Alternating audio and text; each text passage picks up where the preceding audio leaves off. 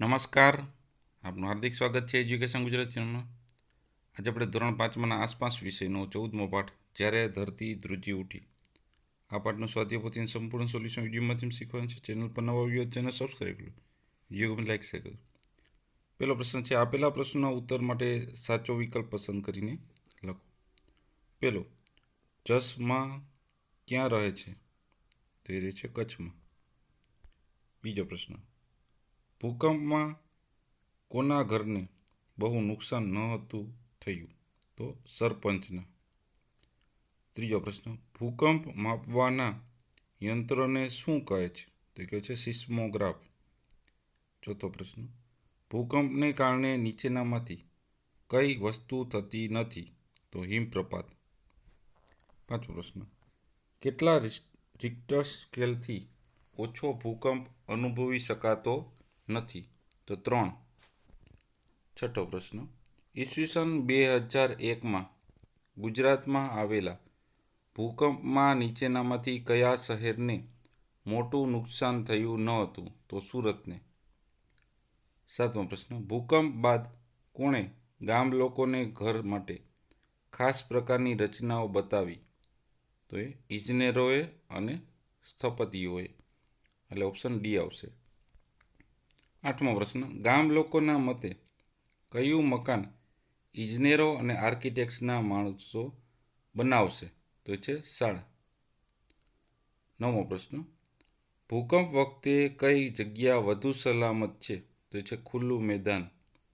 10મો પ્રશ્ન, ભૂકંપ વખતે નીચેનામાંથી કોની જરૂર નહીં પડે? તો મોચીની. 11મો પ્રશ્ન, ભૂકંપ વખતે કયું પ્રાણી મદદરૂપ થાય છે? તો છે કૂતરો. 12મો પ્રશ્ન, નીચેનામાંથી કઈ આપત્તિ કુદરતી નથી? તો છે ઔદ્યોગિક આગ. 13મો પ્રશ્ન, નીચેનામાંથી કયો નંબર ડાયલ કરવાથી પોલીસની મદદ મેળવી શકાય છે? તો છે 100 નંબર. પ્રશ્ન નંબર 2, ખાલી જગ્યા પૂરો. પહેલી ખાલી જગ્યા, ધરતીકંપ આવ્યો ત્યારે જસમાં ખાલી જગ્યા વર્ષની હતી? તો 11. બીજી ખાલી જગ્યા, ભૂકંપ એ ખાલી જગ્યા આપત્તિ છે? તો છે કુદરતી. ત્રીજી ખાલી જગ્યા, ભૂકંપ બાદ રહેવા માટે કચ્છમાં બાંધેલું તંબુ ખાલી જગ્યાના બનેલા હતા? તો પ્લાસ્ટિકના. ચોથું, ગામના નવા ઘરોની દિવાલ ખાલી જગ્યાની મદદથી બનાવી હતી? તો છાણ અને માટીથી. પાંચમું, દુષ્કાળ એ ખાલી જગ્યા આપત્તિ છે? તો કુદરતી. છઠ્ઠું, યુદ્ધ એ ખાલી જગ્યા આપત્તિ છે? તો માનવ સર્જિત.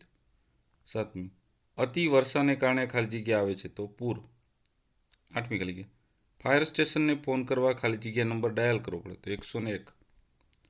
ત્રીજો પ્રશ્ન, નીચે આપેલા વિધાન ખરા છે કે ખોટા જણાવો. પહેલું, ભૂકંપને લીધે જસમાનું આખું ગામ દુઃખી હતું. વિધાન સાચું છે. બીજું, ભૂકંપને કારણે કોઈ લાભ થતો નથી. વિધાન સાચું છે. ત્રીજું, ભૂકંપમાં ઘણા બહુમાળી મકાન પોતાની મહેલની જેમ ગબડી પડ્યા હતા. વિધાન સાચું છે. ચોથું, ભૂકંપ બાદ જસમાના ગામના પુનર્વસન માટે બધાએ સાથે મળીને કામ કર્યું. વિધાન સાચું છે. પાંચમું, ભૂકંપ બાદ ગામના લોકોના ઘર ઇજનેરો બાંધ્યા હતા. વિધાન ખોટું છે. છઠ્ઠું, ધરતીકંપ વખતે મોટા વૃક્ષ નીચે ઊભા રહેવું હિતાવહ નથી. વિધાન સાચું છે. સાતમું, ભૂકંપ વખતે કમ્યુનિકેશન વ્યવસ્થા પણ જરૂર પડે છે. વિધાન સાચું છે. આઠમું, ખૂબ ઝડપથી વાતા પવનોને વાવાઝોડું કહે છે. વિધાન સાચું છે. ચોથો પ્રશ્ન, નીચે આપેલા પ્રશ્નોના 1-2 વાક્યમાં ઉત્તર આપો. પહેલો પ્રશ્ન, ભૂકંપ આવ્યો ત્યારે ડરને લીધે લોકો શું કરવા લાગ્યા? તો જવાબ છે, ભૂકંપ આવ્યો ત્યારે લોકો અહીં તહીં દોડવા લાગ્યા. કોઈને ખબર ન હતી કે શું થઈ રહ્યું હતું અને શું કરવું. વળી બધા જ ગભરાઈ ગયા હતા. બીજો પ્રશ્ન, જસમાની માતા શા માટે રડ્યા કરતી હતી? તો જવાબ છે, જસમાના નાનાજી પડી ગયેલા. ઘર નીચે દબાઈને મૃત્યુ પામ્યા હોવાથી જસમાની માતા રડ્યા કરતી હતી. ત્રીજો પ્રશ્ન, જસમાના ગામના સરપંચે ગામ લોકોને કેવી રીતે મદદ કરી? તો જવાબ છે, સરપંચે તેમની વખારમાંથી બધા માટે ચોખા અને ઘઉં આપ્યા. ઘણા દિવસો સુધી ગામના મહિલાઓ ભેગા મળી સરપંચના ઘેર જ રસોઈ કરી અને બધા ગામ લોકોને જમાડ્યા. ચોથો પ્રશ્ન, ભૂકંપ એટલે શું? જવાબ છે પૃથ્વીની સપાટી પર ધ્રુજારી ઉત્પન્ન થાય છે તેને ભૂકંપ કહે છે. પાંચમો પ્રશ્ન, ઈસવીસન 2001માં ગુજરાતમાં આવેલ ભૂકંપની તીવ્રતા કેટલી હતી? જવાબ છે ઈસવીસન 2001માં ગુજરાતમાં આવેલ ભૂકંપની તીવ્રતા રિક્ટર સ્કેલ પર 7.7ની હતી. છઠ્ઠો પ્રશ્ન, ધરતીકંપ થયાના થોડા જ કલાકમાં કોણ કોણ મદદે આવી પહોંચ્યું હતું? જવાબ છે ધરતીકંપ થયાના થોડા જ કલાકમાં અગ્નિશામક દળના જવાનો, પોલીસના જવાનો, સ્થાયી સેવાભાવી લોકો વગેરે મદદે આવી પહોંચ્યા હતા. સાતમો પ્રશ્ન, ભૂકંપ બાદ કચ્છમાં આવે વૈજ્ઞાનિકો શું કાર્ય કરતા હતા? જવાબ છે વૈજ્ઞાનિકો કયા વિસ્તારમાં ભૂકંપ આવવાની શક્યતા વધારે છે તે શોધવાનો પ્રયત્ન કરતા હતા. આઠમો પ્રશ્ન, ભૂકંપ વખતે કયા કયા સાધનોની જરૂર પડશે? તો જવાબ છે ભૂકંપ વખતે બુલડોઝર, પાવડો, કોદાળી, તગારા, ટ્રક વગેરે સાધનો અને વાહનોની જરૂર પડશે. નવમો પ્રશ્ન, આપત્તિઓ કોને કહે છે? તો જવાબ છે અચાનક કોઈ દુર્ઘટના બને કે જેના કારણે માનવ જીવન ખોરવાઈ જાય છે, મુશ્કેલીમાં મુકાઈ જાય તો આવી દુર્ઘટનાને આપત્તિ કહે છે. દસમો પ્રશ્ન, આપત્તિના કેટલાક પ્રકાર છે અને કયા કયા? તો આપત્તિના બે પ્રકાર છે, એક કુદરતી આપત્તિ અને બીજી છે માનવ સર્જિત આપત્તિ. 11 પ્રશ્ન, દુષ્કાળ એટલે શું?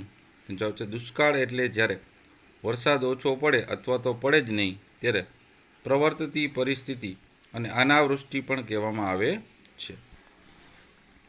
12મો પ્રશ્ન, પૂર એટલે શું? તો ઉપરવાસમાં અતિશય વરસાદ પડવાથી નદીનું પાણી પોતાનો કિનારો તોડી આસપાસના પ્રદેશમાં ફેલાઈ જાય છે, એને પૂર કહે છે. 13મો પ્રશ્ન, ભારતના કયા કયા રાજ્યોમાં પૂર વધુ આવે છે? જો છે ભારતના અસમ, બિહાર, પશ્ચિમ બંગાળ, ઉત્તર પ્રદેશ વગેરે રાજ્યોમાં પૂર વધુ આવે છે. 14મો પ્રશ્ન, પૂર આવવાના મુખ્ય કારણો જણાવો. તેનો જવાબ છે અતિવર્ષા, ભૂસ્ખલનના લીધે, બંધ તૂટવો વગેરે પૂર આવવાના મુખ્ય કારણો છે. 15 પ્રશ્ન, ભૂકંપ કે પૂર જેવી કુદરતી આપત્તિઓ વખતે કોણ કોણ મદદ કરે છે? તો ભૂકંપ કે પૂર જેવી કુદરતી આપત્તિઓ વખતે આપણા પાડોશીઓ, આસપાસના રહેવાસીઓ, સગા સંબંધીઓ, સરકારી તથા સેવાભાવી સંસ્થાઓ, દેશ વિદેશની સરકાર અને સંસ્થાઓ, દુકાનદારો, ડૉક્ટરો, નર્સ વગેરે મદદ કરે છે. પ્રશ્ન નંબર 12, તમે જ્યાં રહો છો ત્યાં ધરતીકંપ આવે તો તમારું ઘર સુરક્ષિત છે? કેવી રીતે? તો કે હા, ભૂકંપ આવે તો મારું ઘર સુરક્ષિત છે, કેમ કે મારા ઘરની રચના ઇજનેરોની મદદથી મજબૂત પાયા, દિવાલો અને છતની બનેલી છે. 14મો પ્રશ્ન, તમારા ઘર અને જસમાના ઘરની સરખામણી કરો. બંને ઘરો બનાવવા કઈ કઈ ચીજવસ્તુ ઉપયોગ થયો છે નોંધ કરો. તો જસમાનું ઘર માટી, છાણ, લાકડાનું બનેલું, જ્યારે મારું ઘર સિમેન્ટ, ઈંટ, લોખંડના સળિયા, લાકડું, કપચી વગેરેનું બનેલું છે. પ્રશ્ન નંબર 19, જો ભૂકંપ થાય તો તમારી આસપાસના ઘરોને કેવું નુકસાન થાય તેમ છે? જવાબ છે જો ભૂકંપ થાય તો અમારી આસપાસના પાકા મકાનો, દિવાલોમાં તિરાડ પડી શકે છે. કોઈ મકાન દિવાલો પડે તો તેમાં રહેવાવાળા લોકો ઘાયલ થઈ શકે છે તથા તેના સામાનને નુકસાન પણ થઈ શકે તેમ છે. પ્રશ્ન નંબર 7, નીચે આપેલ આપત્તિનું કુદરતી આપત્તિ અને માનવ સર્જિત આપત્તિમાં વર્ગીકરણ કરો. તો કુદરતી આપત્તિમાં આવશે ધરતીકંપ, પૂર, સુનામી, વાવાઝોડું, દુષ્કાળ, હિમપ્રપાત અને દાવાનળ. જ્યારે માનવ સર્જિત આપત્તિમાં આવશે રોગચાળો, યુદ્ધ, કોમી રમખાણો, ધક્કામુક્કી અને માર્ગ અકસ્માત. તો આ હતા આપણા પાઠના સ્વાધ્યાય પોથીનું સોલ્યુશન. જોતા રહો એજ્યુકેશન ગુજરાતી ચેનલ, શીખતા રહો. થેન્ક યુ, આભાર.